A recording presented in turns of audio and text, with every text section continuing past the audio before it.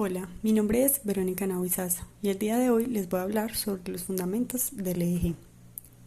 La electroencefalografía es una técnica de exploración funcional del sistema nervioso central, mediante la cual se obtiene el registro de la actividad eléctrica cerebral en tiempo real. Se define también como una exploración indolora, no invasiva, de bajo coste y que puede ser de gran utilidad en la práctica clínica.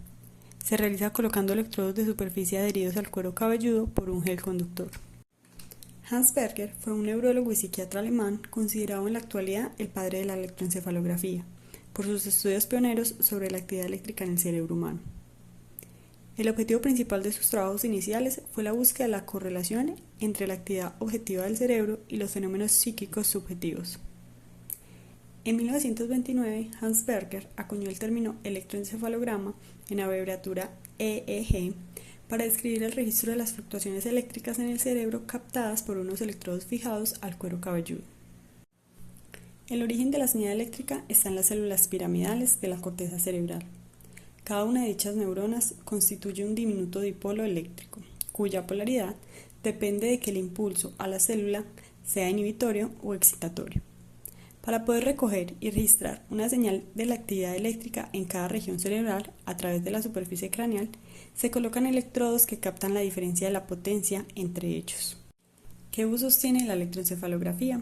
Actualmente se utiliza para el diagnóstico y tipificación de los distintos tipos de epilepsia, al igual que para el estatus epiléptico convulsivo y no convulsivo, algunos tipos de demencia y finalmente la determinación de muerte cerebral.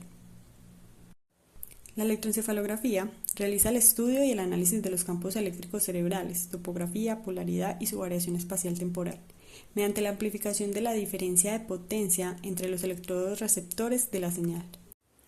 Pueden estar situados en el cuero cabelludo, en la superficie cortical o intracraneales. La colocación de los electrodos sobre el cuero cabelludo está sujeta a un sistema internacional, el sistema 10-20, denominado así porque los electrodos están posicionados y separados un 10% y un 20% de la distancia total entre los puntos reconocibles del cráneo. Estos puntos clave, a partir de los cuales se realizan las medidas, son el nasion, que es la indentación entre la frente y la nariz, el inion, la protuberancia occipital, y el punto preauricular delante del trago de cada pabellón de la oreja. En el Sistema Internacional 10-20 encontramos 5 regiones: la frontal, la temporal, la central, la parietal y la occipital. En las imágenes A y B observamos las diferentes ubicaciones de los electrodos. Además, los puntos mencionados en la presentación anterior: el nasion, el inion y el punto preauricular. Y se observa también el porcentaje de separación entre los electrodos, 10 y 20%.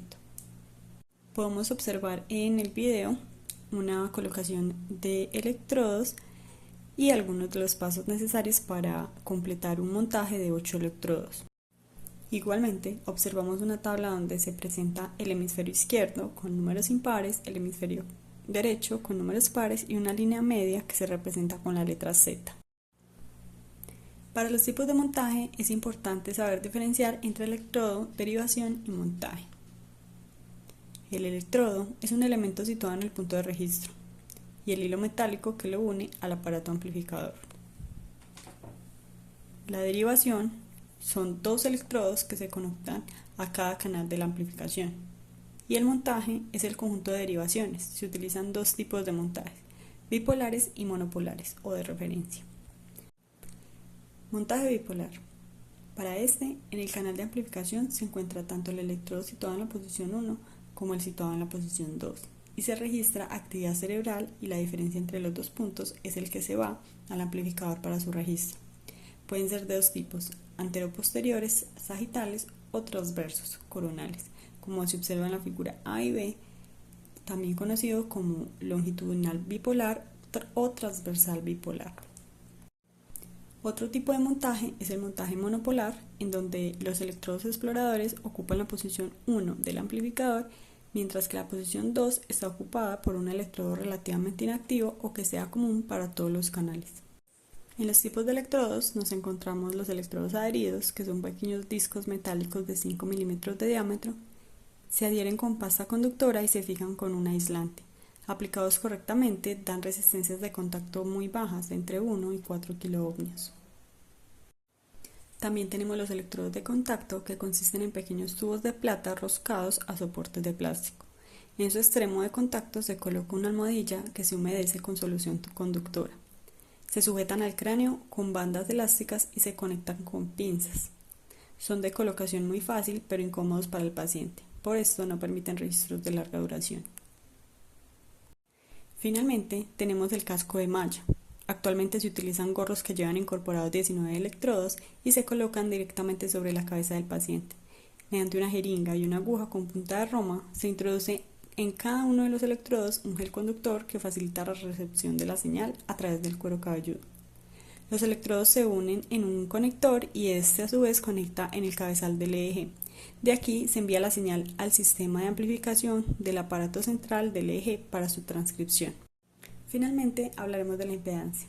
La impedancia de un electrodo puede ser modelada como la suma de una resistencia de contacto y una impedancia electroquímica. La resistencia de contacto viene dada por la dificultad que opone el terreno al paso de la corriente en las proximidades del electrodo. Y la impedancia electroquímica del electrodo mide la oposición al paso de la corriente que presenta la interfaz entre electrodo y electrolito. La impedancia es un elemento importante a la hora de realizar un registro o adquirir una señal, ya que tener un control de la impedancia y mantener baja esta resistencia u oposición nos permitirá adquirir señales de mayor calidad y evitará tener una pérdida de datos o reprocesos en el análisis de las señales. Muchas gracias.